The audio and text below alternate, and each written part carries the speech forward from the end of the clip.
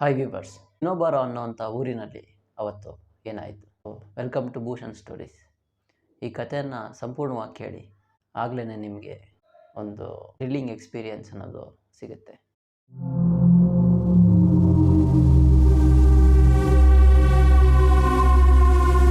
ಅವತ್ತು 2010ನೇ ವರ್ಷ.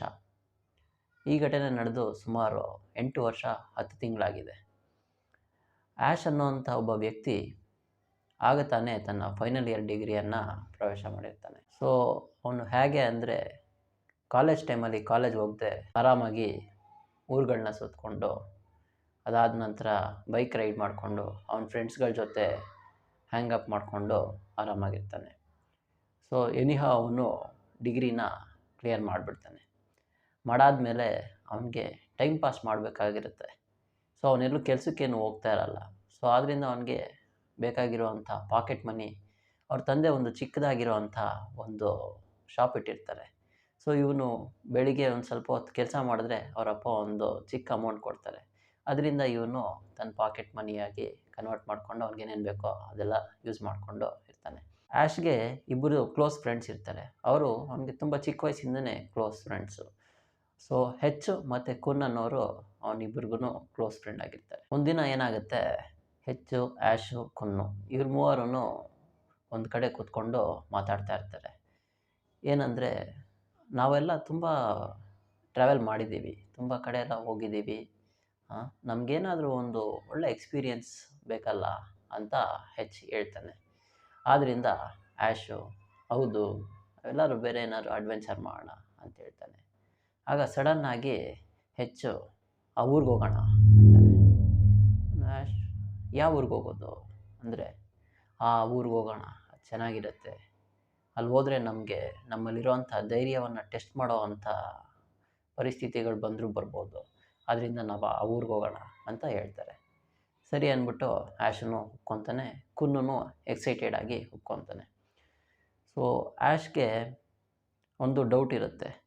ಏನು ಅಂದರೆ, ಯಾವಾಗಲೂ ನಾವು ಈ ಕಡೆನೇ ತಿರುಗಿದ್ದೀವಲ್ಲ, ಇವನೇನಕ್ಕೆ ಹೊಸದಾಗಿ ಅವ್ರಿಗೆ ಹೋಗೋಣ ಅಂತ ಹೇಳ್ತಾ ಇದ್ದಾನೆ ಅಂತ ಒಂದು ಡೌಟ್ ಇರುತ್ತೆ. ಅದಾದಮೇಲೂ ಹೆಚ್ಚಿಗೆ 3 ವರ್ಷಗಳ ಹಿಂದೆ ಒಂದು ಬೈಕ್ ಆ್ಯಕ್ಸಿಡೆಂಟಲ್ಲಿ ಕಾಲು ಕಳ್ಕೊಂಬಿಟ್ಟಿರ್ತಾನೆ. ಆದ್ದರಿಂದ ಅವನು ಒಂದು ಪ್ಲಾಸ್ಟಿಕ್ ಕಾಲನ್ನ ಮಂಡಿ ಚಿಪ್ಪಿಂದ ಕೆಳಗಡೆ ಪೋರ್ಷನ್ವರೆಗೂ ಒಂದು ಪ್ಲಾಸ್ಟಿಕ್ ಕಾಲು ಹಾಕ್ಕೊಂಡು ಓಡಾಡ್ತಾ ಇರ್ತಾನೆ. ಸೊ ಈಗ ಇವರು ಮಾರನೇ ದಿನಕ್ಕೆ ಹೋಗೋದಕ್ಕೆ ಎಲ್ಲ ಪ್ರಯಾಣ ಮಾಡ್ತಾ ಇರ್ತಾರೆ, ಎಲ್ಲ ರೆಡಿ ಮಾಡ್ತಾ ಇರ್ತಾರೆ. ಸೊ ಆ್ಯಶ್ ಫೋನ್ ಮಾಡಿಬಿಟ್ಟು ಹೇಳ್ತಾನೆ ಕುನ್ಗೆ, ಸೊ ಬರ್ತಾ ಒಂದು ಕ್ಯಾಮ್ರಾ ತಂದುಬಿಡು ಅಂತ ಹೇಳ್ತಾನೆ. ಸರಿ ಅಂತಾನೆ. ಸೊ ನೆಕ್ಸ್ಟು ಹೆಚ್ಚಿಗೆ ಫೋನ್ ಮಾಡಿಡಿದಾಗ, ನೀನು ಏನಾದ್ರು ತೊಗೊಂಬರ್ತೀಯ ಅಂದರೆ, ಹೆಚ್ಚು ನನ್ನ 3 ಜನ ಫ್ರೆಂಡ್ಸ್ ಇದ್ದಾರೆ, ಅವ್ನು ಕರ್ಕೊಂಬರ್ತೀನಿ ಅಂತ ಹೇಳ್ತಾನೆ.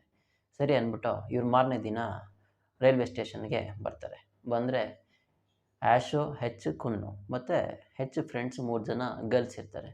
ಸೊ ಇವು ಮೂವರೂ ಟ್ರೈನ್ ಹಿಡ್ಕೊಂಡು ಸುಮಾರು ಒಂದು 4 ಅವರ್ ಜರ್ನಿ ಮಾಡಿ ಶಿನೋಬಾರೋ ಅನ್ನೋವಂತಹ ಒಂದು ಊರಿಗೆ ಸೇರ್ತಾರೆ.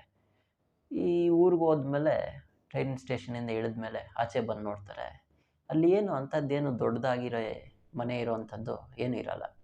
ಸುತ್ತ ಎಲ್ಲೂ ನೋಡಿದ್ರೂ ಬರೀ ಗದ್ದೆ, ಅದಾದಮೇಲೆ ಹೊಲ, ಈ ಥರನೇ ಇರುತ್ತೆ. ಆದ್ದರಿಂದ ಇವ್ರಿಗೂ ಅಷ್ಟೊಂದೇನು ಸಂತೋಷ ಏನಾಗಲ್ಲ. ಆದ್ದರಿಂದ ಇವ್ರಿಗೂ ಏನು ಸ್ಪೆಸಿಫಿಕ್ಕಾಗಿ ಇಲ್ಲೇ ಹೋಗಬೇಕು, ಹೀಗೆ ಮಾಡಬೇಕು ಅಂತ ಇವ್ರಿಗೂ ಏನು ಅನ್ನಿಸ್ತಾ ಇರಲ್ಲ. ಸೊ ಅದರಿಂದ ಇವ್ರು ರ್ಯಾಂಡಮ್ ಆಗಿ ಆ ಊರಲ್ಲಿ ನಡ್ಕೊಂಡು ಹೋಗೋಕ್ಕೆ ಸ್ಟಾರ್ಟ್ ಮಾಡ್ತಾರೆ. ಹೀಗೆ ನಡ್ಕೊಂಡು ಹೋಗ್ತಾ ಇರಬೇಕಾದ್ರೆ ಇದು ಸರಿಯಲ್ಲ ಅಂತ ಯಾರೋ ಒಬ್ಬರು ಹೇಳ್ದಂಗೆ ಅನಿಸುತ್ತೆ.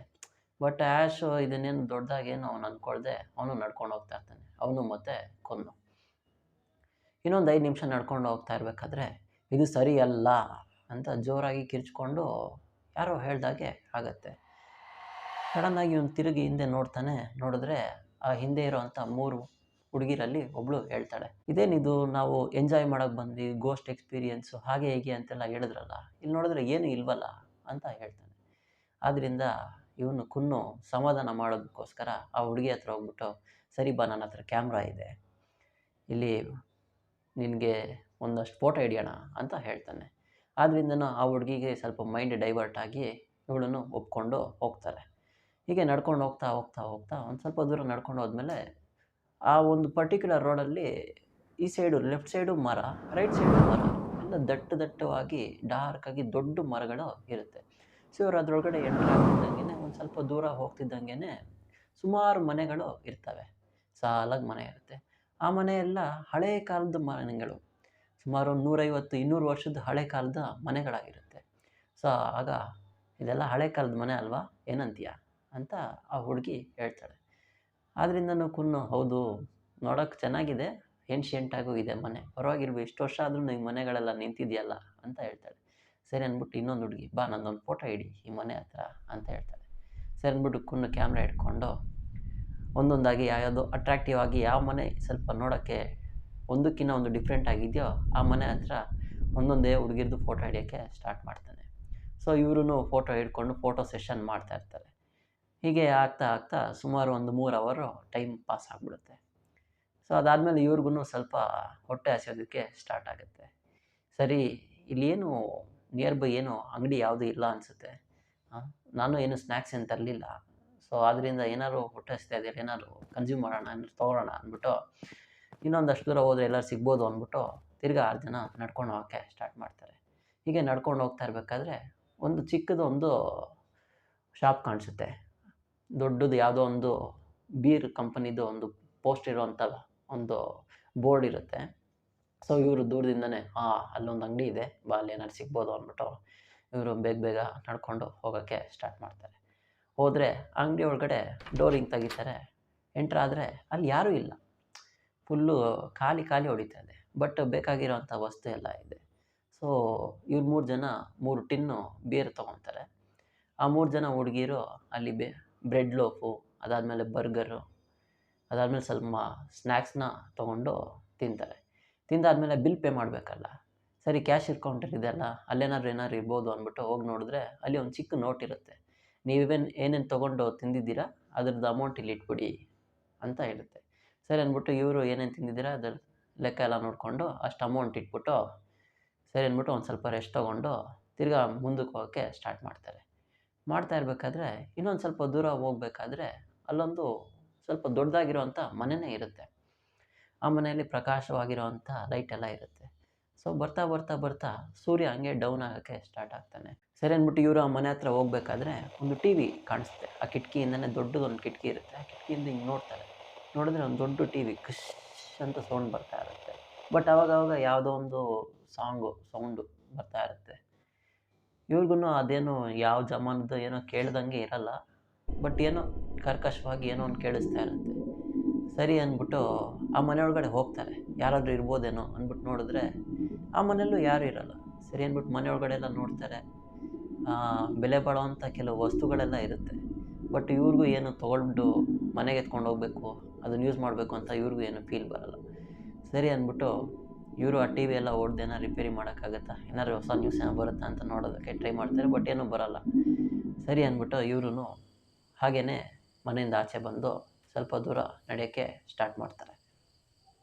ಏನಾಯಿತು ನಿನಗೆ ಅಂತ ಜೋರಾಗಿ ಒಂದು ಹುಡುಗಿ ಕೇಳ್ತಾಳೆ. ಕೇಳಿದ್ರೆ ಅಲ್ಲಿರೋರೆಲ್ಲ ಯಾರನ್ನ ಕೇಳ್ತಾ ಇದ್ದಾರೆ ಅಂತ ತಿರುಗಿ ನೋಡಿದ್ರೆ ಆ ಹುಡುಗಿ ಹೆಚ್ಚನ್ನ ಫೇಸ್ ಮಾಡಿ ಕೇಳ್ತಾ ಇದ್ದಾಳೆ. ಆವಾಗಲೇ ಅಲ್ಲಿರೋರು ನೋಟಿಸ್ ಮಾಡೋಕ್ಕೆ ಸ್ಟಾರ್ಟ್ ಮಾಡ್ತಾರೆ. ಅಲ್ಲಿವರೆಗೂ ಏನು ಮಾತಾಡೇ ಇರಲ್ಲ, ಅವನು ಗಂಭೀರವಾಗಿ ಸೈಲೆಂಟಾಗಿರ್ತಾನೆ. ಸೊ ಇದನ್ನು ನೋಡಿದ ತಕ್ಷಣ ಆ್ಯಶನ್ನು ಸ್ವಲ್ಪ ವಿಯರ್ಡಾಗಿ ಥಿಂಕ್ ಮಾಡೋಕ್ಕೆ ಸ್ಟಾರ್ಟ್ ಮಾಡ್ತಾನೆ. ಏನು ಇವನು ಯಾವಾಗ ನೋಡಿದ್ರೂ ಹುಡುಗಿರು ನೋಡಿದ್ರೆ ಚೆನ್ನಾಗಿ ಮಾತಾಡ್ಕೊಂಡಿರ್ತಾ ಇದ್ದ, ಜಾಲಿಯಾಗಿರ್ತದ, ಇವಾಗ ನೋಡಿದ್ರೆ ಏನು ಆ ಹುಡುಗಿನೇ ಕೇಳ್ತಾ ಇದ್ದಾಳೆ, ಇವನೇನು ಮಾತಾಡ್ತಾ ಇಲ್ವೇ ಅಂತ ಇವನಿಗೂ ಸ್ವಲ್ಪ ಡೌಟ್ ಆಗುತ್ತೆ. ದೇವ್ಗಳೇ ಎಲ್ಲ ಏನು ಗೋಸ್ಟ್ ಎಕ್ಸ್ಪೀರಿಯನ್ಸ್ ಹಾಗೆ ಹೀಗೆ ಅಂದರೆ ಇಲ್ಲೇನು ಕಾಣಿಸ್ತಾ ಇಲ್ವಲ್ಲ ಅಂತ ಕೇಳ್ತಾನೆ. ಕೇಳಿದ್ರೆ ಹೆಚ್ಚು ಏನು ಮಾತಾಡದೆ ಸುಮ್ಮನೆ ಹಂಗೆ ನಿಂತಿರ್ತಾನೆ. ಸರಿ ಬಾ, ಒಂದಷ್ಟು ದೂರ ನಡ್ಕೊಂಡು ಹೋಗೋಣ, ಇನ್ನೊಂದಷ್ಟು ದೂರ ಬಾ ಅಂತ ಅವನು ಹಂಗೆ ನಡೆಯೋಕ್ಕೆ ಸ್ಟಾರ್ಟ್ ಮಾಡ್ತಾನೆ. ಆ್ಯಶ್ ಮನಸ್ಸಲ್ಲೇ ಈಗಲೇ ಪ್ರಾಣ ಹೋಗೋ ಥರ ನಡೆದಿದ್ದೀವಿ, ಇದಾದಮೇಲೂ ಇನ್ನೆಷ್ಟು ದೂರ ನಡಿಬೇಕು ಅಂದ್ಬಿಟ್ಟು ನಡ್ಕೊಂಡು ಹೋಗೋಕ್ಕೆ ಸ್ಟಾರ್ಟ್ ಮಾಡ್ತಾರೆ. ಇನ್ನೊಂದಷ್ಟು ದೂರ ನಡ್ಕೊಂಡು ಹೋದ್ಮೇಲೆ ಹೆಚ್ಚು ಸಡನ್ನಾಗಿ ಒಂದು ಮನೆ ಹತ್ರ ನಿಂತ್ಕೊಂಡ್ಬಿಡ್ತಾನೆ. ನಿಂತ್ಕೊಂಡು ಇವ್ರು ನಡ್ಕೊಂಬಂದಮೇಲೆ ಇವ್ರ ಹತ್ರ ಕಂಪ್ಲೀಟಾಗಿ ತಿರುಗಿ ನೋಡ್ತಾನೆ. 5 ಜನ ಮುಖನೂ ನೋಡ್ಬಿಟ್ಟು ಹಿಂಗೆ ತಿರ್ಗಾ ಮನೆ ಹತ್ರ ನಿಂತ್ಕೊಂಡ್ರೆ ಆಗ ಹುಡುಗಿ ಹೇಳ್ತಾಳೆ, ಏನಿದು ಈ ಮನೆ ಮಾತ್ರ ತುಂಬ ಸ್ಟ್ರೇಂಜ್ ಆಗಿದೆಯಲ್ಲ, ನೋಡೋಕ್ಕೆ ಸಾಧಾರಣವಾಗಿದ್ರೂ ತುಂಬ ಹಳೆ ಮನೆ ಇದ್ದಂಗಿದೆ, ಇದೇನಾದ್ರು ಸೂಪರಾಗಿದೆ, ಇಲ್ಲೇನಾದ್ರು ದೆವ್ವ ಇದೆಯಾ, ಹಾಗೆ ಹೀಗೆ ಅಂತ ಅವಳು ಹೆಚ್ಚಿನ ಕ್ವಶನ್ ಮಾಡೋಕ್ಕೆ ಸ್ಟಾರ್ಟ್ ಮಾಡ್ತಾಳೆ. ಇವನು ಇನ್ನೂ ಸೀರಿಯಸ್ ಆಗೋಕ್ಕೆ ಸ್ಟಾರ್ಟ್ ಮಾಡ್ತಾನೆ ಹೆಚ್ಚು. ಅವನು ಸಡನ್ನಾಗಿ ಆ ಮನೆ ಬಾಗಿಲು ತೆಗೆದ್ಬಿಟ್ಟು ಒಳಗಡೆ ಹೋಗೋಕ್ಕೆ ಇವನು ಹೋಗ್ತಾ ಇದ್ದಾನು. ನಾನು ಕೇಳೋದಕ್ಕೇನು ಆನ್ಸರೇ ಮಾಡ್ತಾ ಇಲ್ವೇ, ಏನು ಇವ್ನಿಗೆ ಇಷ್ಟೊಂದು ಕೊಬ್ಬು ಇವನಿಗೆ ಅಂದ್ಬಿಟ್ಟು ಇವಳು ಹಾಗೆ ಮೂವ್ ಮಾಡ್ತಾಳೆ. ನಡ್ಕೊಂಡು ಹೋದರೆ ಬಾಗಿಲು ತೆಗೆದ ತಕ್ಷಣ ನೋಡಿದ್ರೆ ಅದೊಂದು ಹೊಲ. ಸರಿ ಅಂದ್ಬಿಟ್ಟು ಇವರು ಹೆಚ್ಚು ಇನ್ನೂ ಫಾಸ್ಟಾಗಿ ನಡ್ಕೊಂಡು ಹೋಗ್ತಾ ಇದ್ದಾನೆ. ಆ ಹೊಲದಲ್ಲಿ ನಡ್ಕೊಂಡು ಹೋಗ್ತಾ ಇದ್ದರೆ ಅಲ್ಲಿ ಹೊಲದಲ್ಲಿ ಅದೆಲ್ಲೋ ದೂರದಲ್ಲಿ ಏನೋ ಒಂದು ಸ್ವಲ್ಪ ಸೌಂಡ್ ಆಗ್ತಾ ಇರೋ ಥರ ಕೇಳಿಸುತ್ತೆ.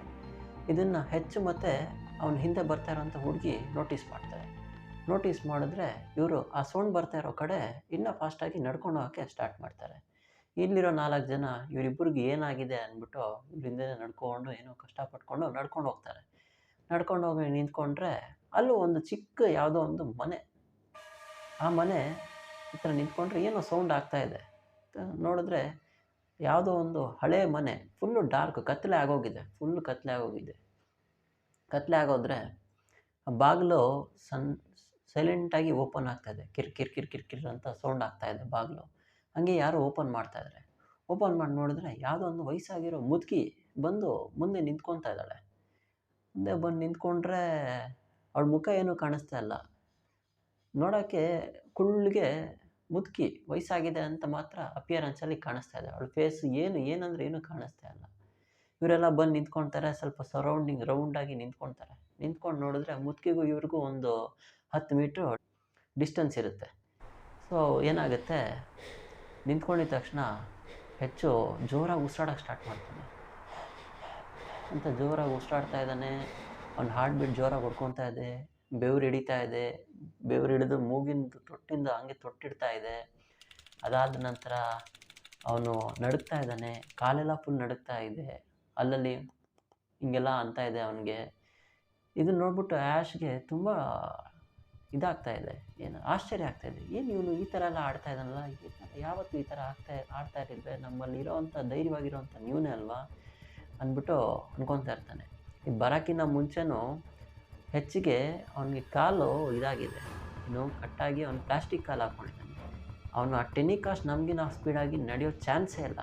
ಬಟ್ ಆ ಮನೆಯಿಂದ ಬಂದಿದ್ದ ತಕ್ಷಣ ಆ ಹೊಲದೊಳಗಡೆ, ಆ ಮಣ್ಣಿರೋವಂಥ ಹೊಲದಲ್ಲಿ ಅಷ್ಟು ಸ್ಪೀಡಾಗಿ ನಡೆದ ಅಂತ ಇವ್ನಿಗೆ ಅದೇನು ಇವ್ನು ನಡೆದಿರ್ಬೋದು ಅಂತ ಇವನಿಗೆ ಡೌಟು. ಇದೊಂದು ಡೌಟ್ ಕಾಡ್ತಾ ಇರುತ್ತೆ ಅವನಿಗೆ. ಸರಿ ಅಂದ್ಬಿಟ್ಟು ನಿಂತ್ಕೊಂಡಿದ್ರೆ ಆ ಮುದುಕಿ ಬಂದ್ಬಿಟ್ಟು ನಿಂತ್ಕೊತಾಳೆ.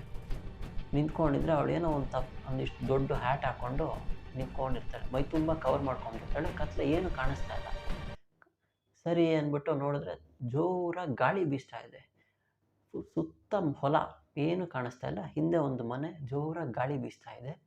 ಮುದುಕಿ ಸಡನ್ನಾಗಿ ಕೈನ ರಪ್ಪಂತ ಮೇಲೆತ್ಬಿಟ್ಟು ತನ್ನ 2 ಬೆರಳನ್ನ ಆಕಾಶದ ಹತ್ರ ಮೇಲೆ ಮುಖ ಮಾಡಿಬಿಟ್ಟು ತಿರ್ಗಾ ಕೆಳಗಡೆ ಇಳಿಸಾದ್ಮೇಲೆ ಹಿಂಗೆ ನೋಡ್ತಾರೆ.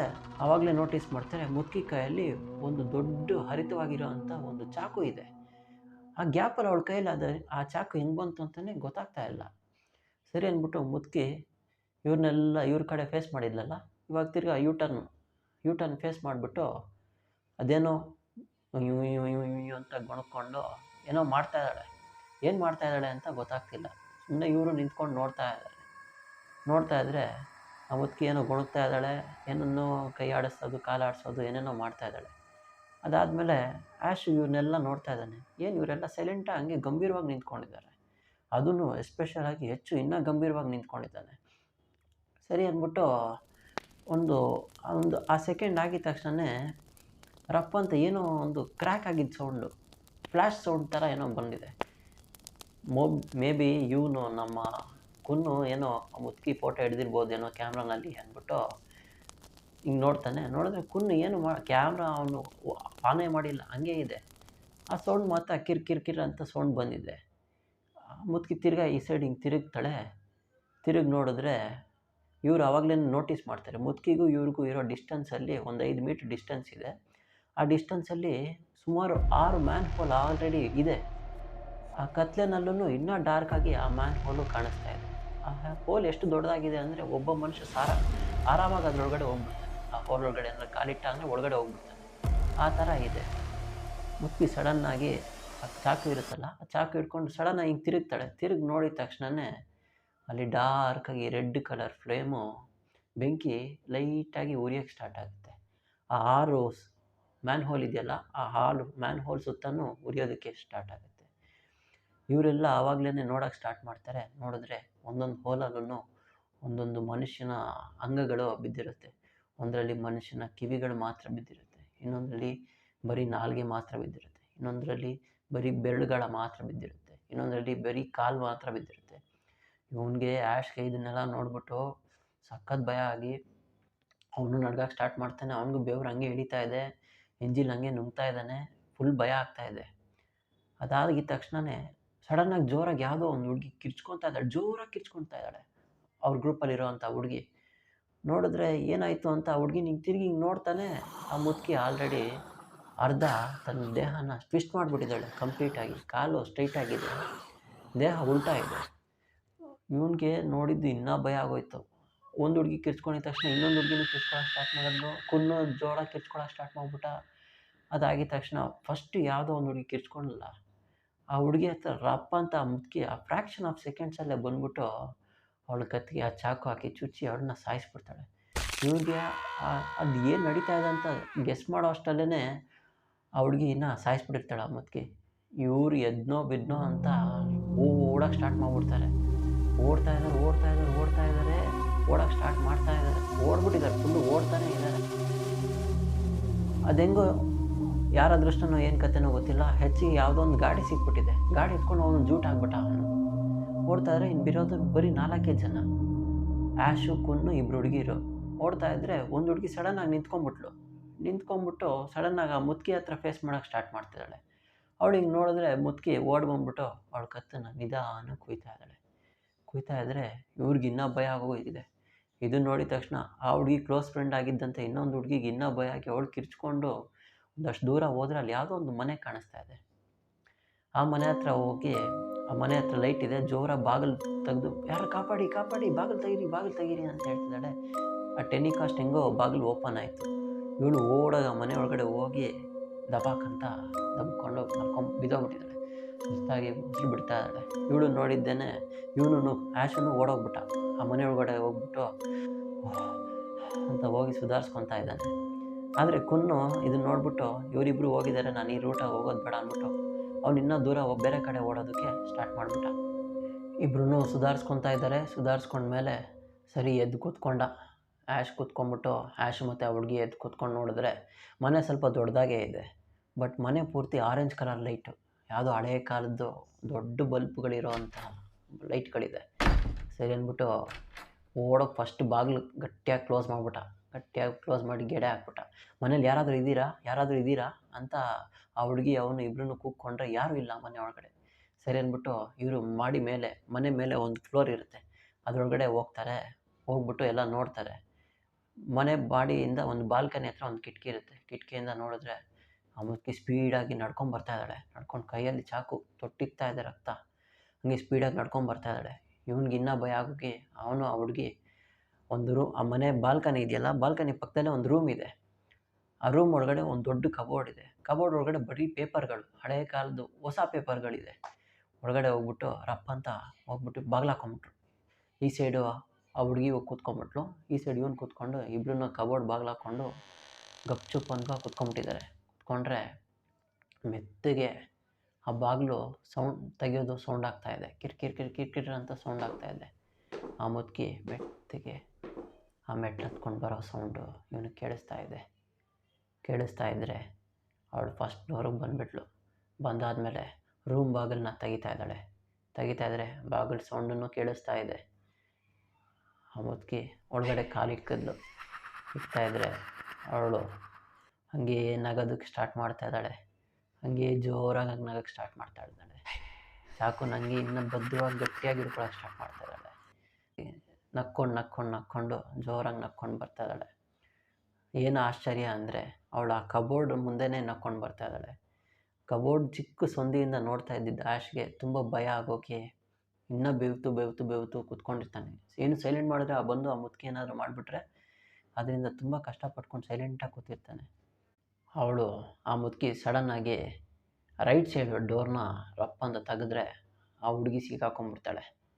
ಆ ಹುಡುಗಿ ಸಿಕ್ಕಾಕೊಂಡಿದ್ದು ಅವಳು ಕತ್ತನ್ನು ಗಟ್ಟಿಯಾಗಿ ಹಿಡ್ಕೊಂಡ್ಬಿಡ್ತಾಳೆ ಮುದುಕಿ. ಅವಳು ನನ್ನ ಬಿಟ್ಬಿಡು, ನನ್ನ ಕೊಲ್ಬೇಡ, ನನಗೆ ಬಿಟ್ಬಿಡು, ನನ್ನ ಕೊಲ್ಬೇಡ ಅಂತ ಜೋರಾಗಿ ಕಿರ್ಚ್ಕೊತಾ ಇದ್ದಾಳೆ. ಇವನಿಗೆ ಎಲ್ಲಿ ಇಲ್ಲದೆ ಇರೋ ಭಯ. ಇವನು ರಪ್ಪ ಅಂತ ಈ ಸೈಡ್ ಡೋರ್ ತೆಗೆದ್ಬಿಟ್ಟು ಓಡೋಗ್ಬೇಕಾದ್ರೆ ಆ ಮುದುಕಿ ಹಿಂಗೆ ನೋಡ್ತಾನೆ. ಅವಾಗಲೇ ಅವಳ ನಿಜವಾದ ಮುಖ ಇವನಿಗೆ ಗೊತ್ತಾಗುತ್ತೆ. ಆ ಮುದುಕಿ ನೋಡೋಕ್ಕೆ ತುಂಬ ವಯಸ್ಸಾಗಿರುತ್ತೆ. ಅವಳ ಮುಖ ತುಂಬ ಸಿಮೆಂಟ್ ಕಲರ್ ಥರ ಇರುತ್ತೆ. ಅವಳ ಮುಖ ತುಟಿ ತುಂಬ ಡಾರ್ಕಾಗಿರುತ್ತೆ. ಅವಳ ತುಟಿ ಹಲ್ಲುಗಳೆಲ್ಲ ತುಂಬ ವಿಕಾರವಾಗಿರುತ್ತೆ. ಕೂದಲು ಅವಳಿಗೆ ತನ್ನ ಕಾಲನ್ನು ಟಚ್ ಆಗ್ತಾ ಇರುತ್ತೆ, ಅಷ್ಟು ಉದ್ದವಾಗಿರುತ್ತೆ ಅವಳ ಕೂದಲು. ಅದಾದಮೇಲೆ ಅವಳು ಆ ಹುಡುಗಿ ಕತ್ತನ್ನು ನಿಧಾನಕ್ಕೆ ಕುಯ್ಯೋಕ್ಕೆ ಸ್ಟಾರ್ಟ್ ಮಾಡ್ತಾಳೆ. ಅವಳು ಕಿರ್ಚ್ಕೊತಾನೆ ಇರ್ತಾಳೆ. ಇವನು ಫುಲ್ಲು ಭಯ ಪಟ್ಕೊಂಡು ಓಡ್ತಾ ಇರ್ತಾನೆ. ಆ ಮುದುಕಿ ಇನ್ನೂ ಜೋರಾಗಿ ನಗ್ತಾ ಕೊಯ್ದು ಇವನನ್ನೇ ನೋಡ್ತಾ ಇರ್ತಾಳೆ. ಇವನು ಇನ್ನೊಬ್ಬ ಸ್ಪೀಡಾಗಿ ಇಳಿದ್ಬಿಟ್ಟು ಬಾಗಿಲಿಂದ ಆಚೆ ಎದ್ನೋ ಬಿದ್ನೋ, ನನ್ನ ಜೀವ ಉಳಿದ್ರೆ ಸಾಕು ಅಂತ ಕಾಪಾಡಿ ಕಾಪಾಡಿ ಕಾಪಾಡಿ ಯಾರಾದರೂ ಕಾಪಾಡಿ ಅಂತ ಓಡ್ತಾ ಇದ್ದಾನೆ. ಓಡ್ಬಿಟ್ಟು ಒಂದಷ್ಟು ದೂರ ಹೋಗಿ ಮುಗ್ಗರಿಸ್ಬಿಟ್ಟು ಬಿದ್ದೋಗ್ತಾನೆ. ಬಿದ್ದೋದ್ರೆ ಸುಸ್ತಾಗೋಗುತ್ತೆ, ಫುಲ್ ಸುಸ್ತಾಗೋಗುತ್ತೆ ಅವನಿಗೆ. ಎಡಗೈ ಹಿಂಗೆ ಇಟ್ಕೊಂಡು ಅಂತ ಹಿಂಗೆ ನೋಡ್ತಾನೆ. ಸ್ವಲ್ಪ ಉಸಿರು ಬಿಡಬೇಕಾದ್ರೆ ಹಿಂಗೆ ನೋಡಿದ್ರೆ ಆ ಟೈಮಲ್ಲಿ ಯಾವುದೋ ಒಂದು ಬೆಳ್ಳಿಗೆ ಒಂದು ಬಟರ್ಫ್ಲೈ ಅವನ ಕಣ್ಣು ಮುಂದೆ ಹಾರ್ಕೊಂಡು ಹೋಗ್ತಾ ಇರುತ್ತೆ. ಅವನು ತುಂಬ ಸೂಕ್ಷ್ಮವಾಗಿ ನೋಡಿದ್ರೆ ಒಂದು ಕಿರುಬೆರಳೆ ಒಂದು ಬಟರ್ಫ್ಲೈ ಆಗಿ ಕನ್ವರ್ಟ್ ಆಗಿ ಹಾರು ಹೋಗ್ತಾ ಇರೋದು ಅವ್ನು ನೋಟಿಸ್ ಮಾಡ್ತಾನೆ. ಅವ್ನಿಗೆ ಇನ್ನೂ ಭಯ ಆಗೋಗುತ್ತೆ. ಸರಿ ಅಂದ್ಬಿಟ್ಟು ಅವ್ನ ಕೈ ಹತ್ರ ಹಿಂಗೆ ನೋಡ್ತಾನೆ. ಅವನು ಎರಡನೇ ರಿಂಗ್ ಫಿಂಗರ್ ಬೆರಳನ್ನು ಕಟ್ಟಾಗಿ ಅದು ಬಟರ್ಫ್ಲೈ ಆಗಿ ಸ್ಟಾರ್ಟ್ ಆಗ್ತಾ ಇರುತ್ತೆ. ಅದು ಹಾರಾಗಿ ಸ್ಟಾರ್ಟ್ ಆಗುತ್ತೆ. ಅವಾಗ ಇವ್ನಿಗೆ ಇನ್ನೂ ಭಯ ಆಗಿ ಅಲ್ಲಿ ರಕ್ತ ಫುಲ್ಲು ಕುಯ್ಕೊಂಡು ರಕ್ತ ಬರ್ತಾ ಇರುತ್ತೆ. ಇವ್ನಿಗೆ ಇನ್ನೂ ಭಯ ಆಗಿ ಇನ್ನೂ ಸ್ಪೀಡಾಗಿ ನಾನು ಬದುಕಿದ್ರೆ ಸಾಕು, ಅವ್ನಿಗೆ ಹಾರ್ಟ್ ಅಟ್ಯಾಕ್ ಆಗಿ ಹೊಡೆದೋಗ್ಬಿಡುತ್ತೆ, ಹಾರ್ಟೇ ಹೊಡೆದೋಗ್ಬಿಡುತ್ತೆ. ಕಾಲೆಲ್ಲ ಓಡಿ ಓಡಿ ಓಡಿ ಕಾಲೆಲ್ಲ ಮರಗಟ್ಟೋಗಿದೆ. ತುಂಬ ಭಯದಿಂದ ಕಿರ್ಚಾಡಿ ಯಾರಾದರೂ ಕಾಪಾಡಿ, ಯಾರಾದರೂ ಬಂದು ಕಾಪಾಡಿ, ಎಲ್ಲರೂ ಬಂದು ಕಾಪಾಡಿ ಅಂತ ತುಂಬ ಸ್ಪೀಡಾಗಿ ಓಡಿ ಓಡಿ ಓಡಿ ಒಂದು ಪಾಯಿಂಟಲ್ಲಿ ಅವನು ಬಿದ್ದು ಇದಾಗೋಗ್ತಾನೆ, ಪ್ರಜ್ಞೆ ತಪ್ಪಿಬಿಡ್ತಾನೆ. ಅದಾದಮೇಲೆ ಆ್ಯಶ್ ಕಣ್ಬಿಟ್ಟು ನೋಡ್ತಾನೆ. ಕಣ್ಬಿಟ್ಟು ನೋಡಿದ್ರೆ ಅವನೊಂದು ಹಾಸ್ಪಿಟ್ಲಲ್ಲಿ ಇರ್ತಾನೆ. ಯಾಕಂದರೆ ಅವನು ತುಂಬ ದೂರ ಓಡಿ ಬಂದು ಒಂದು ಹೈವೇ ರೀಚ್ ಮಾಡಿರ್ತಾನೆ. ಆ ಹೈವೇ ಹತ್ರನೇ ಬಿದ್ದೋಗಿರ್ತಾನೆ. ಯಾವುದೊಬ್ಬ ಪುಣ್ಯಾತ್ಮ ಅವನ ಕಾರ್ ಹತ್ರ ಹೋಗ್ಬೇಕಾದ್ರೆ ನೋಡಿಬಿಟ್ಟು ಅವನು ಎತ್ಕೊಂಡೋಗಿ ಹಾಸ್ಪಿಟ್ಲಿಗೆ ಸೇರಿಸಿರ್ತಾನೆ. ಅದಾಗಿದ ನಂತರ 2 ದಿನ ಅವನು ಪ್ರಜ್ಞೆ ತಪ್ಪಿ ಬಿದ್ದಿರ್ತಾನೆ ಆ್ಯಶು. 3ನೇ ದಿನ ಅವನು ತನಗಾಗಿರೋಂತಹ ಎಲ್ಲ ಎಕ್ಸ್ಪೀರಿಯನ್ಸು ಡಾಕ್ಟ್ರಿಗೆ ಹೇಳ್ತಾನೆ. ಬಟ್ ಡಾಕ್ಟ್ರು ಯಾರೂ ಇವನು ನಂಬಲ್ಲ. ಅವತ್ತು ಸಂಜೆ ಅವನ ಅದೃಷ್ಟಕ್ಕೆ ಹೆಚ್ಚು ಅವನಿರೋಂಥ ಹಾಸ್ಪಿಟಲ್ಗೆ ಬಂದು ಇವನು ನೋಡೋಕ್ಕೆ ಬರ್ತಾನೆ. ನೋಡೋಕ್ಕೆ ಬಂದರೆ ಆ್ಯಶ್ಗೆ ಹೆಚ್ಚು ಹೇಳ್ತಾನೆ, ಪರವಾಗಿಲ್ವೇ, ಹೆಂಗೋ ಬದುಕೊಂಬಿಟ್ಟಿದೆಯಲ್ಲ ಅಂತ ಹೇಳ್ತಾನೆ. ಅದಕ್ಕೆ ಆ್ಯಶ್ ಹೆಚ್ಚಿಗೆ ತುಂಬ ಕೆಟ್ಟದಾಗಿ ಬೈದು, ಈ ಥರ ಎಲ್ಲ ನೀನು ಮಾಡ್ತೀಯ ಅಂತ ನಾನು ಅಂದ್ಕೊಂಡಿರಲಿಲ್ಲ, ಹಾಗೆ ಹೀಗೆ ಅಂತೆಲ್ಲ ಹೇಳ್ತಾನೆ. ಆವಾಗಲೇ ಹೆಚ್ಚು ಆ್ಯಶ್ಗೆ ಒಂದು ನಿಜವಾಗಿ ಆಗಿರೋವಂಥ ಒಂದು ಘಟನೆ ಹೇಳ್ತಾನೆ. ಏನು ಅಂದರೆ, ಹೆಚ್ಚು 3 ವರ್ಷದ ಹಿಂದೆ ಅವನ ಕಾಲನ್ನ ಕಳ್ಕೊಂಡಿದ್ದ ಆ್ಯಕ್ಸಿಡೆಂಟಲ್ಲಿ ನನ್ನ ಕಾಲು ಹೋಗಿತ್ತು ಅಂತ ಹೇಳಿದ್ನಲ್ಲ, ಅದು ಆ್ಯಕ್ಸಿಡೆಂಟಿಂದ ಆಗಿರಲಿಲ್ಲ. 3 ವರ್ಷದಿಂದ ಹಿಂದೆ ಅವನ ಸೀನಿಯರ್ಸು ಅವನ್ನ ಇದೇ ರೀತಿ ಕರ್ಕೊಂಡೋಗಿದ್ರು. ಕರ್ಕೊಂಡೋಗಿದ್ದ ಟೈಮಲ್ಲಿ ಅವನ ಎಲ್ಲ ಸೀನಿಯರ್ಸನ್ನು ಆ ಮುದುಕಿ ಕೊಂದಾಕಿದ್ಲು.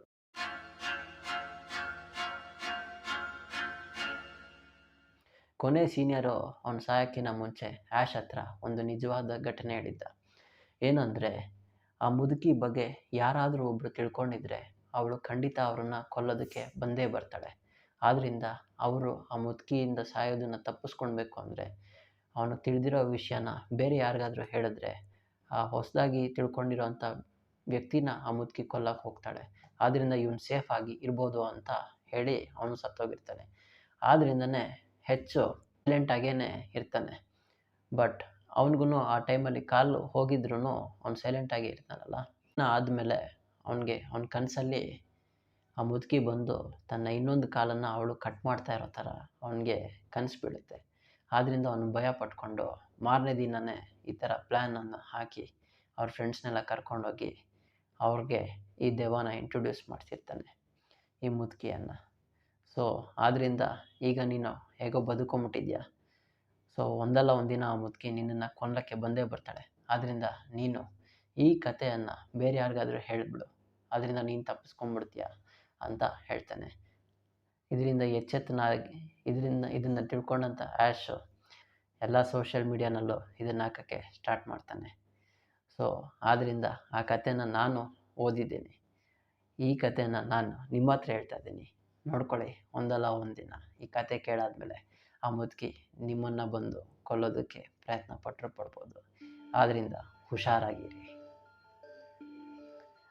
ನೋಡಿದ್ರಲ್ಲ, ಈ ಕತೆ ನಿಮಗೆ ತುಂಬ ಇಷ್ಟ ಆಗಿರುತ್ತೆ ಅಂತ ಅಂದ್ಕೊಳ್ತೀನಿ. ಸೊ ನಿಮ್ಮ ಅನಿಸಿಕೆಯನ್ನು ಕಮೆಂಟಲ್ಲಿ ಖಂಡಿತವಾಗ್ಲೂ ತಿಳಿಸಿ. ಈ ಸ್ಟೋರಿ ಹೇಗಿತ್ತು, ಹೇಗೆ ಇಂಪ್ರೂವ್ ಮಾಡ್ಬೋದು, ಬೇರೆ ಯಾವ್ದಾದ್ರು ಇಂಟ್ರೆಸ್ಟಿಂಗ್ ಆಗಿರೋ ಸ್ಟೋರಿ ಬೇಕಾ ಬೇಡವಾ? ವಿಡಿಯೋ ಇಷ್ಟ ಆಗಿದರೆ ಖಂಡಿತ ಲೈಕ್ ಮಾಡಿ, ಇಲ್ಲಾಂದರೆ ಡಿಸ್ಲೈಕ್ ಮಾಡಿ. ಸೊ ಮತ್ತೆ ಸಿಗ್ತೀನಿ ಒಂದೊಳ್ಳೆ ಕಥೆಯೊಂದಿಗೆ.